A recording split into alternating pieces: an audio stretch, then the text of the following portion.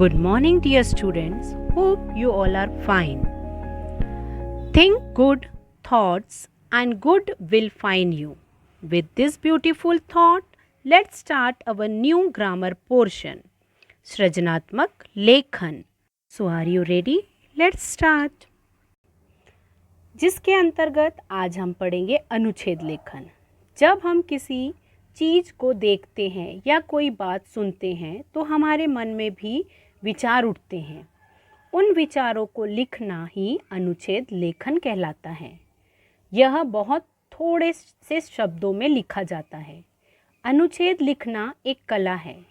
यह छात्रों की लेखन क्षमता को बढ़ाता है.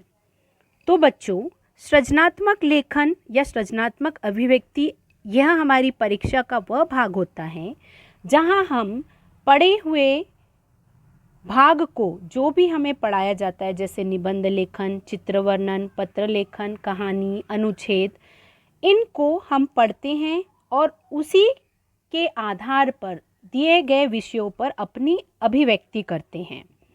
तो बच्चों, पहले आप जरा इन्हें तो सुन लीजिए. दादाजी, दार्जिलिंग बहुत सुंदर जगह है. अब हम हर साल यहाँ आएंगे. हाँ, जरूर आएंगे. घर पहुंचकर दार्जिलिंग पर अनुच्छेद लिखकर अपने मित्रों को दिखाना. ये अनुच्छेद क्या होता है? चलो, होटल पहुंचकर बताऊंगा.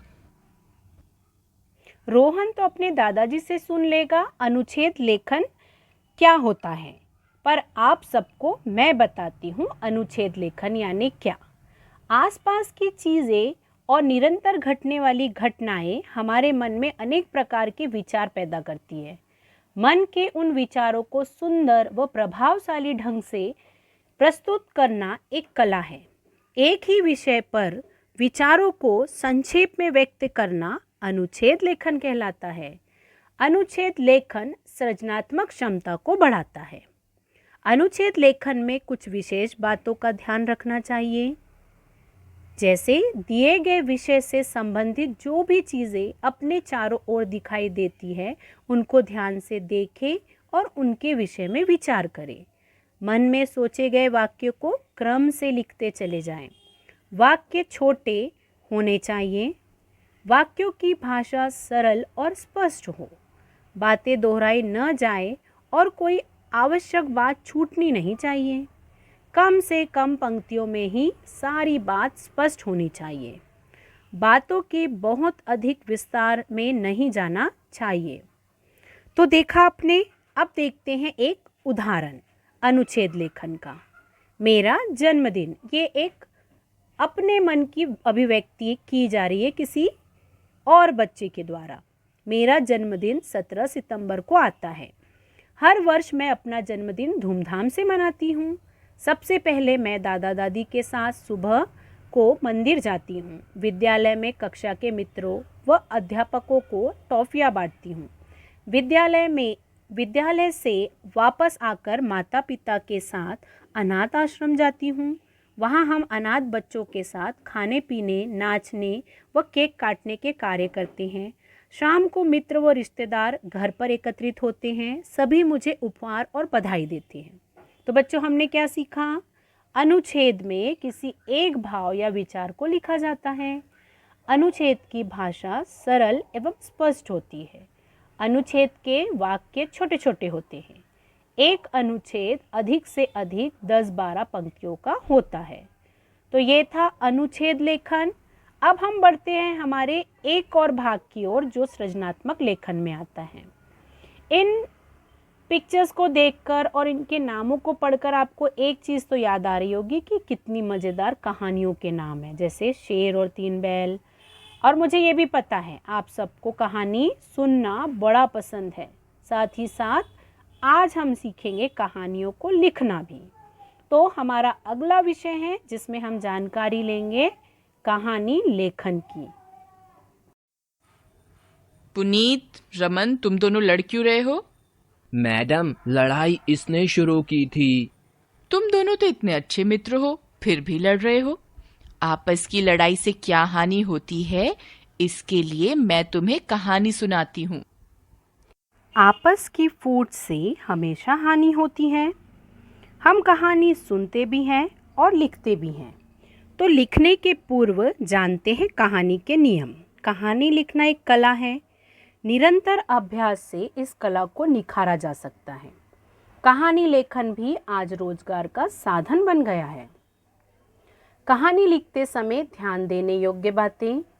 कहानी लिखते समय निम्नलिखित बातों पर विशेष ध्यान देना चाहिए। पहला, कहानी न तो अधिक बड़ी होनी चाहिए न बहुत छोटी। कहानी की भाषा सहज, सरल और रोचक होनी चाहिए। यदि संकेतों या चित्रों के माध्यम से कहानी लिखनी हो तो उन्हें ध्यान से पढ़ व समझ लेना चाहिए। कहानी लिखते समय संकेत बिंदु और चित्रों में दिखाई गई बातें अवश्य आ जानी चाहिए। आइए कहानी लेखन के कुछ उदाहरण देखते हैं। एकता में शक्ति, यह कहानी का नाम है। किसी गांव में एक किसान रहता था। उसके 4 बेटे थे और चारों आपस में लड़ते रहते थे। उनको लड़ता हुआ देखकर किसान को बड़ा दुख होता था, मगर वह कुछ कर नहीं पाता था। एक बार किसान बीमार पड़ गया। तब एक दिन उसने चारों बेटों को अपने पास बुलाया और एक लकड़ी का गट्ठर तोड़ने के लिए दिया। चारों बेटों ने गट्ठर को तोड़ने के लिए खूब जोर लगाया, किंतु चारों में से कोई भी उसे न तोड़ सका। अब किसान ने गट्ठर खोलकर चारों से एक एक लकड़ी तोड़ने के लिए कहा। चारों ने बड़ी आसानी से एक एक लकड़ी तोड़कर पूरा गट्ठर तोड़ डाला। किसान ने अपने बेटों को समझाया कि एकता में बड़ी शक्ति होती है। जब तक लकड़ियां एक साथ थी तब तक तुम में से कोई भी उन्हें नहीं तोड़ सका। उनको अलग करके तुमने सभी लकड़ियों को आसानी से तोड़ डाला। इसी प्रकार यदि तुम भी एक होकर रहोगे तो कोई भी तुम्हें किसी प्रकार की हानि न पहुंचा सकेगा। और अगर तुम ऐसे ही लड़ते हुए अलग अलग रहोगे तो कोई भी तुम्हें हानि पहुंचा सकता है। इसलिए तुम्हें आपस में प्रेम से मिलकर रहना चाहिए। इस कहानी से सीख मिली, एकता में शक्ति होती है। आपसी फूट हमें नष्ट कर डालती है। तो ये थी कहानी जिसका नाम आपको दिया गया और आपने उस विषय पर एक कहानी लिख ली। आप अपने मन से अपने विचार व्यक्त कर सकते हैं और कहानी बना सकते हैं। तो इतना सुनना आपने, इसके लिए thank you and have a nice day and keep learning.